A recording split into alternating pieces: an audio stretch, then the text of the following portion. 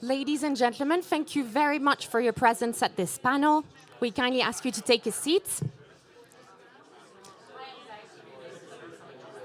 Thank you very much. We're just about to start. Thank you. So this next session, we are very proud to welcome Mrs. Wei Li.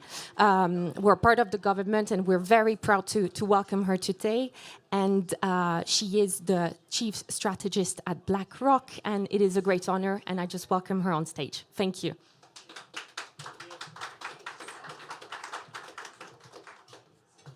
All right, good afternoon, everyone. It's always interesting to be in Davos, and I think it's extra interesting this week of all weeks, given everything that's going on. So it's funny that Davos is 6 hours ahead of the US, but actually this week it feels like it's 6 hours behind the US because every day we wake up and then we see what's happened, what's being announced, and then we try to make sense of it. So I thought for my part of the prepared remarks, I would structure it along the lines of number one, tracking transformation. Tracking transformation along the lines of AI, along the lines of the low carbon transition. And number two, I want to share some thoughts in terms of tracking policy making. Because policy making this year of all years is likely going to drive more volatility than in the past. So let's start with tracking transformation. We're in a very unusual environment right now. We're in a very, very unusual macro environment. There are some really strange things happening in the economy. So for example, last year, we had inflation coming down, but growth didn't have to suffer. US economy was doing really, really quite well in the face of the strongest and the fastest rate hike cycle since the 80s. Inflation was coming down, but growth didn't have to compromise. We're also in an environment that is very strange where you had traditionally fail-safe recession signals actually failing. You look at the unemployment rate last year, increasing, and people were citing that example as why we should be heading into recession, because previously, when that happened, we inevitably were heading into recession, but that didn't happen. Growth was holding up really, really quite well. So there are some really strange things happening in the economy that make us at BlackRock think that this is not your typical cycle. This is not your typical cycle where we apply typical cycle playbook. This is an environment where the whole economy is going through structural transformations that are going to take us to a totally new destination rather than reverting to historical averages, rather than reverting to historical mean. So what's driving these transformations? In BlackRock, we identified a few structural mega forces. Number one, AI. Number two, the low carbon transition. Number three, aging population. And number four, what is happening with the future of finance. Think about banking regulation and the role of private markets playing a bigger role. And number five, geopolitical fragmentation. So thinking about reshoring, friendshoring, duplication of supply chain. And given everything that's going on, all these structural forces are likely going to take us to a very, very different destination in terms of the global macro environment compared to before. So last year I was at Davos, and the big question around AI was, is this thing going to work? Is this technology going to work really, or is it just a very gimmicky, something that looks very good? But this year, I think that question is no longer being asked. The question is being replaced with, actually, what are we going to do in order to actually support the build out of AI? How are we going to balance the need for energy from AI data centers alongside the low carbon transition? So the question has completely evolved and changed to reflect the progress that we have made in AI. So I heard an earlier question around valuation from the previous excellent fireside conversation. So US market has now become a little bit more pricey compared to before. And I think that is really generating a lot of concern around investors that hold US equities because, while valuation is not a great timing tool, but when it is too stretched, maybe it signals very skewed fragility, very skewed vulnerability to the downside.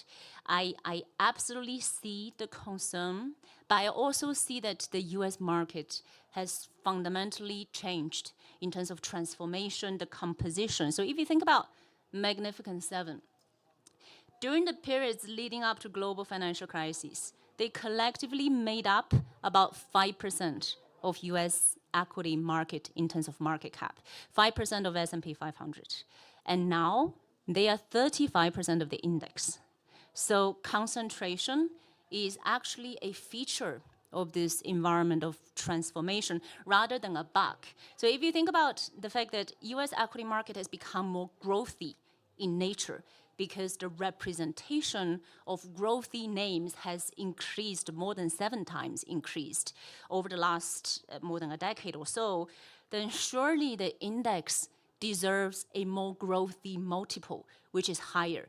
So I get a little fed up with the comparison with historical average and say, wow, last time when we get to this level of stretched valuation, we definitely had a bubble and it's definitely going to burst. Well, we have to compare it to a benchmark that is representative, in our view, of the environment that we're in, which is more growthy in nature because of the transformation that is happening. The other thing I would say specifically about these tech names, Magnificent Seven in particular, is that collectively, they actually have negative debt, negative net debt. What does this mean? It means that if interest rate environment increases, if we are in a high for longer environment, which is our belief, they are actually quite resilient. They're less reliant on external funding. They're less reliant on raising capital in the capital market. They are less vulnerable to rates going higher, right? This is why we have this very unusual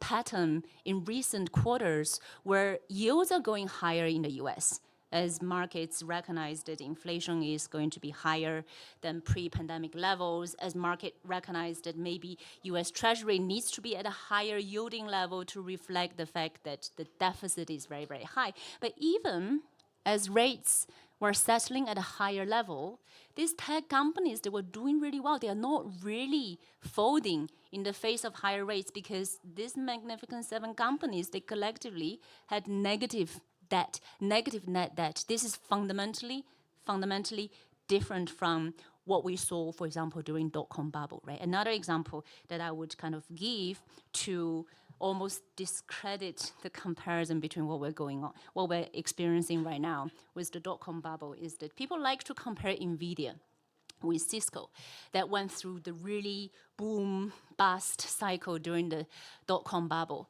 But if you think about multiple, if you think about valuation multiple of Cisco during the dot-com bubble, it went to as high as 120 times multiple. And then it corrected more than 70% to 30 times forward PE.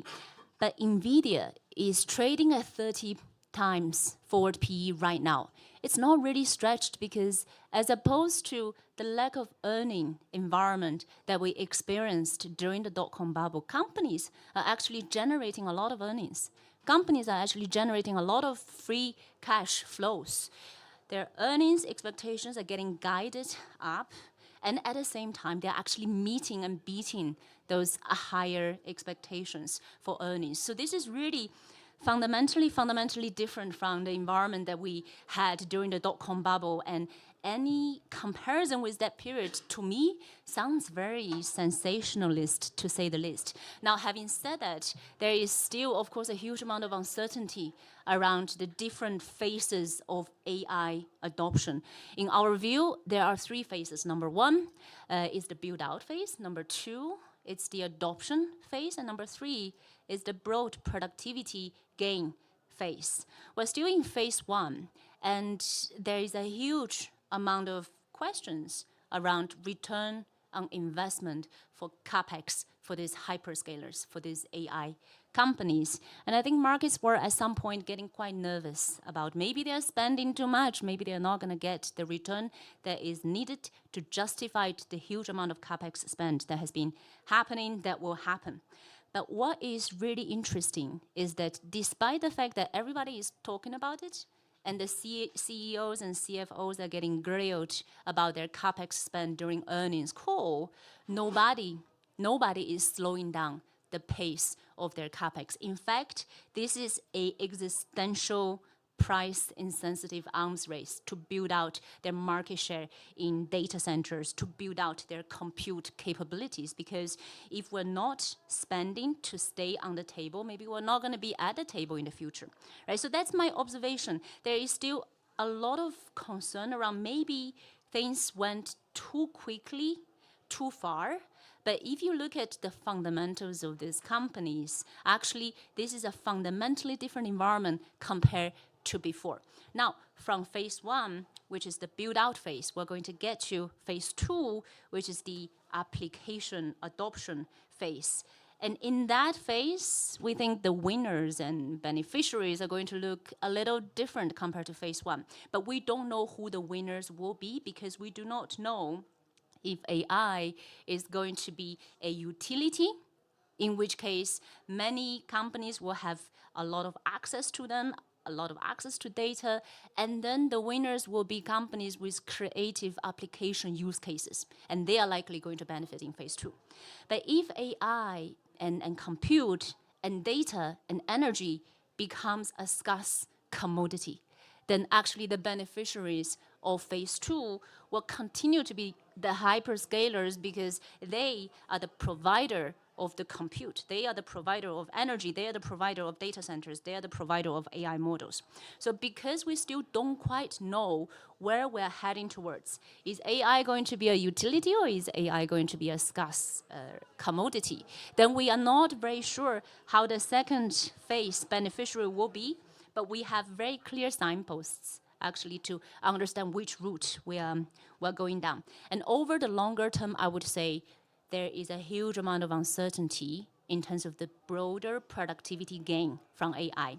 Through reviewing literature, the wide range of outcome, the wide range of estimate go from 0.1% per annum productivity boost to the US economy to 1.5% productivity boost for the US economy. And what I would say is that productivity gain takes time to actually happen on a broad economy basis. And people cite examples of how some programmers are becoming more efficient because of their use of AI. That's too premature. That is not evidence of AI benefiting the broader economy. I think we're still quite far from that. And that is also why we believe that the runway for the AI theme, for the AI trade is going to be very, very significant. So that's the first transformation that makes the current environment very, very different. AI, three phases.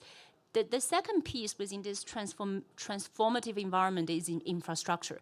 I want to bundle a few mega forces together to really paint the picture that we are in a golden age of infrastructure investing.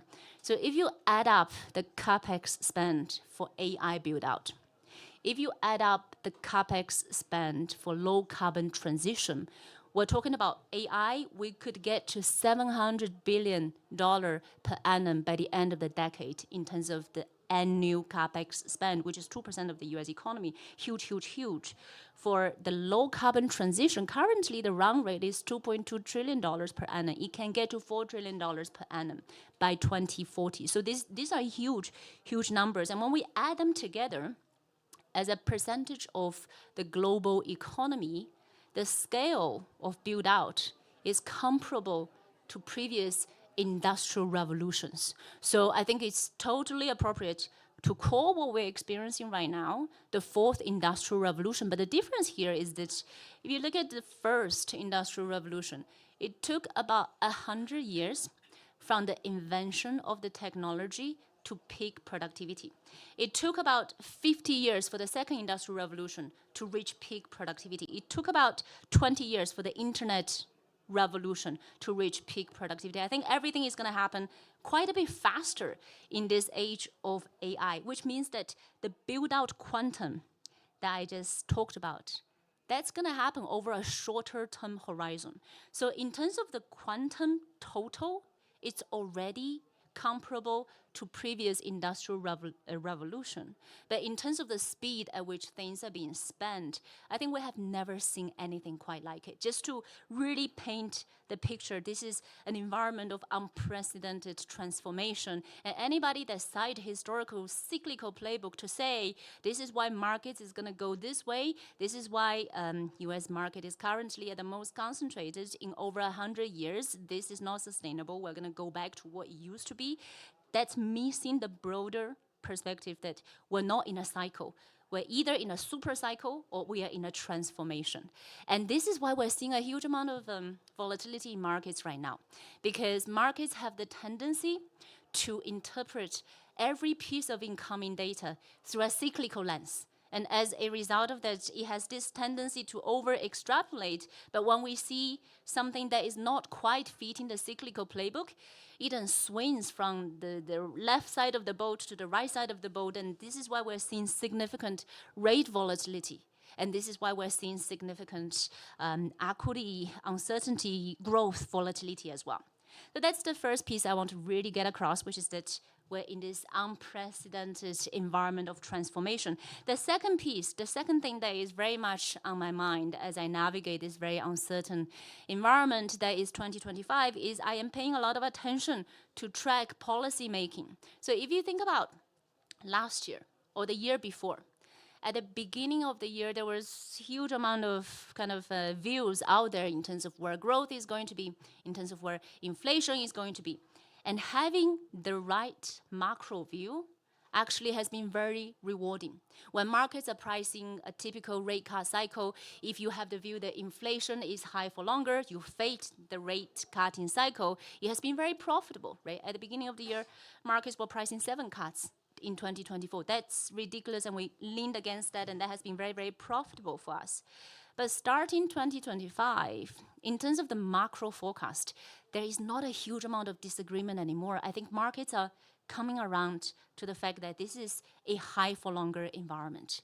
This is a higher interest rate, higher inflation, but growth is holding up okay. So in terms of macro view, what used to be contrarian, our view, high for longer, is now a bit of a consensus. So my take is that this year is actually the year where policy making creates more volatility, but also alpha generation opportunities. And policy making, I meant specifically US policy making, right? So, and that's very hard to really put a framework around. If you think about what can be associated with the new administration in terms of policy, we have a mixed bag of signals. You know, the new president wants a weaker dollar to reindustrialize, but his policy points to a stronger dollar.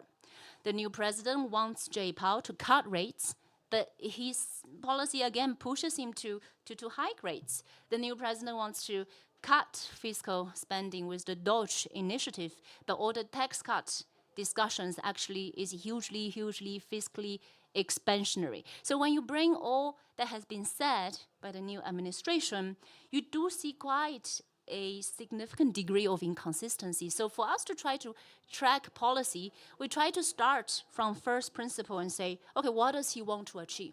He wants a stronger growth environment. He wants to get rid of inflation, whatever that means. He wants a lower trade deficit, and he wants lower immigration for identity politics purpose. So this is the goal. But there are various ways of getting there, right? He can go about it in a way that is a bit more market friendly, and he can go about it in a way that is not so market friendly. So the path that we have identified that is market friendly is composed of a combination of domestic fiscal restraint, but pushing NATO countries, for example, to spend a little bit more on defense, pushing the fiscal expansion to countries outside of the US, and it creates a bit of a win-win situation. But at the same time, he throws in deregulation, optimism, and that sets off the animal spirit, and that's broadly good for risk assets. That's the market-friendly route of trying to achieve the set of goals that I just laid out. The less market-friendly route is composed of fiscal expansion, significant fiscal expansion domestically. Think about tax cuts, unfunded tax cuts, and at the same time relying a lot more on big-scale tariffs together with very tough immigration policy, maybe even deportation. That's not our expectation, but that is currently being put on the table. So there are, you all of a sudden see very polar opposite possibilities to achieve what he sets out to achieve. And currently our view is that he cares about markets. He cares about how S&P 500 is doing. And if that is the case, there is a bit of a feedback loop into the policy. If what he has announced becomes too unpopular with markets, maybe he could walk back, right? So our view, implicit in our pro-risk stance at this current juncture, is that we believe pragmatism in policy making, but things could change, which is why signposting the various components of the policy path is very important as we think about navigating 2025. So I'm going to bring everything together just to summarize. We are in a very, very different environment, an environment of transformation that requires a new playbook that breaks out the typical cyclical thinking, a new playbook that requires greater allocation to private market to fund the transformation, to help build out the transformation, and also a new playbook that actually perhaps support a higher multiple lower risk premium because of the growthy nature of the environment that we are in right now. So I'm going to pause here, and I think we have some time for question. Is that fair? Okay, we'll open up for question. Thank you.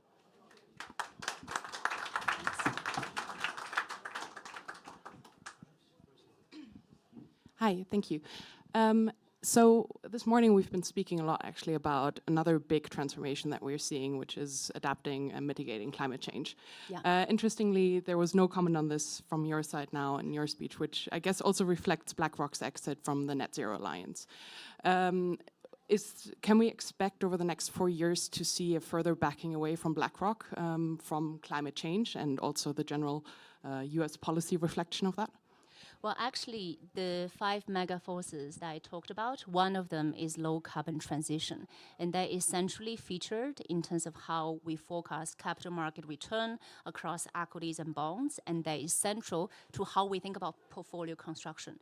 Now, just to comment on your question from an investment perspective, how we approach portfolio construction and how we bring the tactical and strategic views together has not changed, despite the headlines that you are referring to. So low carbon transition is huge in terms of the core themes that we put out. And within that, one theme that is becoming more prominent is climate resilience. So think about the tragic wildfire that is happening in California, but also specifically in the context of what that means for insurance industry, what that means for the reinsurance industry, what that means for the regulatory environment that needs to evolve to actually support a more vulnerable kind of climate build-out setup. I think that actually creates a huge amount of opportunities for renewable build-out, right? Because we have a huge build-out ahead of us. How are we going to build it? How are we going to be more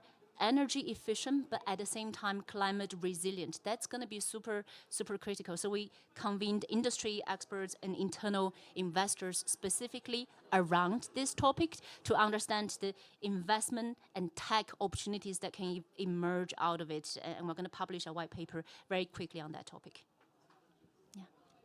Cool, sorry. Hi, Wei. Great chat. Thanks very much for the analysis, especially on, I guess, the US valuations, but also how they tie into growth. Obviously, the higher the growth, the higher the valuations justified. 2 key questions. One on maybe the earnings stability of some of these Mag 7 companies, particularly NVIDIA, and then also, I guess, in terms of the cash flow and the amount of cash flow going into these ventures and whether investor appetite is likely to stay fine or whether there likely to pull that back. The reason why Nvidia is on a 30 times forward PE is because they've been growing 100% a year on top line, and their earnings have kind of doubled. Their EBITDA multiples. What's the likelihood that they maintain those above rates of return and rates of growth? And do you see that as a risk in the near term?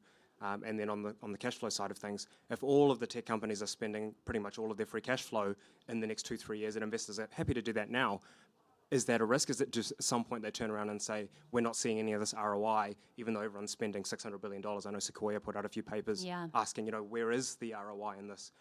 Do you see, year 1, 2, 3, when does that come back to, when do the roosters start to, come back, so to speak? That's a great question. We have done analysis on the Sequoia analysis to understand how we can use the model to forecast the future. One thing I would say is, number one, it takes time for investment on the CapEx side to actually generate profitability. So looking out just a few quarters down the line does not capture the big picture. And number two, because the build out of AI infrastructure benefits the whole economy, so if you really want to measure the return on investment for CapEx spend, you need to do it on aggregate basis rather than just on a single company line basis. And again, that takes time. If you look at earnings report line by line breakdown, it doesn't specifically attribute how much of the revenue is actually associated with the CapEx that has been made in this quarter. We can ask them the questions, but actually the answers are not going to be very, very precise. What is very telling is that we have done the analysis of looking at the CapEx spend that has been taking place the last 12 months as a percentage of free cash flow. That ratio is not stretched. That ratio is not stretched versus 20-year average. So they are not outspending. They are spending a lot, but they are also swimming in cash, which is why they are actually negative net debt, right? So they're not spending beyond their means, and more importantly, they realize that this is an existential, we talked about price insensitive existential arms race. If they do not spend to stay on the table, they're not going to be on the table. And which is why, despite analysts drilling them during earnings call, what are you going to do about this? How do you demonstrate return on investment? They're really not slowing down. And to me, that's the most important sign of us having a chance to move from phase 1 to phase 2 and phase 3, which is the benefiting phase of AI build out. Now, specifically on earning, last year it was a year. Again, markets are very concentrated on tech. Markets are very concentrated on Magnificent Seven. But out of the earnings growth for U.S. equity market, 45% earnings growth for Magnificent Seven. The rest of the market is low single digit. So concentration is very much mirrored in terms of the price appreciation and earnings delivery. And that, again, is our expectation for this year. Now, the gap is not going to be as big as in 2024, but tech is still expected to lead, and this is why we have the U.S. equity overweight, but within that we still have the tech overweight as well. Thanks. Hi, I'm asked to ask a quick question, and I'm asked to get a quick answer as well. So, now just appreciate your market view, and I understand you're constructive on equities, but at some point when you do asset allocation, you look at equities compared to fixed income, right? Mm-hmm. And at this point, you actually get, there's actually no risk premium at all between the fixed income space and the equity. If you look from a valuation based, then you can get like corporate investment grade bonds with 6-7% yield. So why take that extra risk on the equity market when you actually don't get compensated for you, even if you look at the tech earning stability and growth? This is a complicated question. I'm going to try to answer it succinctly, but actually there are multiple dimensions to it. I think it's important to unpack. So from a whole portfolio perspective, we are overweight equities, we're underweight US treasuries, and we're neutral credit. So you see our preference for equities, but that constructive view on growth is mirrored somewhat in our preference for credit over government bonds. Now, you are absolutely spot on in observing that spread is at multi-decade low. How is it possible that anybody can still like credit at this point if spreads are so low? We have run regression to take into consideration of the fact that for these credit companies, their earnings are stronger. So all else being equal, higher earnings supports a tighter spread, number one. And secondly, the leverage for the private sector has significantly stabilized and in some cases even improved. But the opposite is true for government bonds. U.S. equity, U.S. government has become so much more indebted since global financial crises, and all else equal, risk premium for government bonds needs to be higher, and certainly on a relative basis, higher than the credit risk premium. So all else equal, when we run this regression, actually the very tight spread of credit, both in the case of high yield and investment grade, is somewhat justified by the fact that earnings are strong, and also leverage is low. Now, you say, why not all-in credit? Then it doesn't give you exposure to the explosive growth potential that you can get from equity. That's why we still prefer equity. But our strategy for 2025 is that we're going to change things up very, very quickly, very nimbly, because the very wild swing in market narrative is likely going to bring about disconnects, dislocation in markets that we plan to take advantage of through our tactical asset allocation. Okay, you and then one more question. I think no more questions. Okay, no more questions. I can stay around for 10 more minutes, so why don't we take it offline? All right, thank you so much.